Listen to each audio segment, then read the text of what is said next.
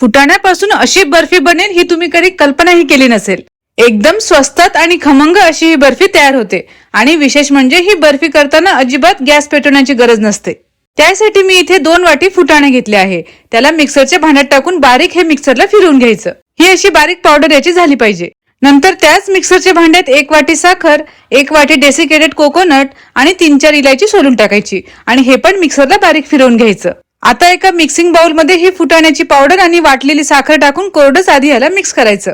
आता मी 1 वाटी गरम करून थंड केलेलं दूध घेतलं आहे। ते थोडं थोडं करून यात टाकायचं आणि याचा घट्टसर गोळा तयार करायचा। हा असा याचा गोळा तयार करायचा। बघा 1 वाटी दुधातून इतकं दूध उरलं आहे। आता या गोळ्याला थोडं फिरवून याचे 2 भाग करायचे। लांबट आकारात त्याला फिरवायचं। आता बटर पेपरवर हा गोळा ठेवायचा। थोडं आणखी याला पसरवायचं। नंतर यावर डेसिकेटेड कोकोनट टाकायचं आणि याला हलकसं फिरवून घ्यायचं आणि याला या पेपरमध्ये रॅप करायचं। दोन्ही गोळे या पद्धतीने रॅप करून घ्यायचे आणि हे आता फ्रीज मध्ये 10 ते 15 मिनिटांसाठी सेट व्हायला ठेवायचं।